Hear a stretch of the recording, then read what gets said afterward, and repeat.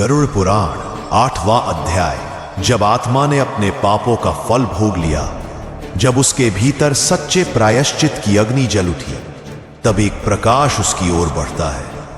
यह कोई साधारण प्रकाश नहीं होता, बल्कि वह दिव्य तेज होता है जो आत्मा को मोक्ष की ओर आमंत्रित करता है। गरुड़ पुराण कहता है, जिस आत्मा ने मृत्यु के बाद नरक का अंधकार देखा, वही प्रकाश की कीमत समझ पाती है। इस अध्याय में आत्मा की सबसे पवित्र यात्रा शुरू होती है, मोक्ष की ओर। उसे अब उन मार्गों से गुजरना है जो न किसी साधारण आंखों से देखे जा सकते हैं, न किसी शब्द से पूरी तरह समझाए जा सकते हैं। यह वो क्षेत्र है जहां समय का कोई अस्तित्व नहीं, जहां केवल सत्य है और वही ईश्वर की उपस्थिति का अनुभव होता है।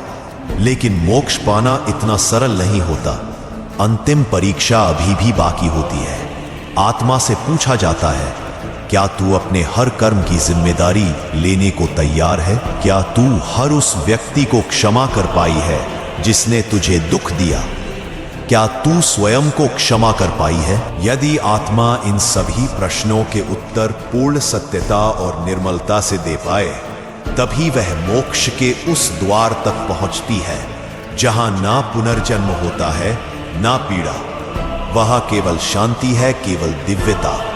गरुड़ पुराण चेतावनी देता है, जो जीवन में सच्चाई से मुंह मोड़ता है, जो केवल शरीर के सुखों में डूबा रहता है, वह मोक्ष का अधिकारी नहीं बन सकता। इस अध्याय का उद्देश्य है हमें भय नहीं, चेतावनी देना है। एक चेतावनी की जीवन कोई खेल नहीं। हर कर्म, हर विचार एक बीज है और मृत्यु के बाद वही बीज फल बनकर लौटते हैं। इसलिए आज अभी इस क्षण से चेत जाओ, अपने जीवन को उस दिशा में मोड़ो जहां आत्मा मुक्त हो, जहां अंतःकरण शुद्ध हो। क्योंकि मृत्यु जब दरवाजे पर आएगी, तब पछताने का समय नहीं मिलेगा। गरुड़ पुराण का ज्ञान हमें इसीलिए मिला है ताकि हम अंधकार में रहते हुए भी प्रकाश की ओर बढ़े। अगर ये ज्ञान आपके हृदय को छू गया हो तो अभी सब्सक्राइब करें, क्योंकि आगे आने वाले अध्यायों में हम जानेंगे आत्मा की पुनः सृष्टि में भूमिका, यमलोक के और रहस्य और उस अंतिम सत्य को जो जीवन और मृत्यु दोनों से परे है। देखते रहिए, क्योंकि अगला अध्याय आपके जीवन का दृष्टिकोण बदल सकता है।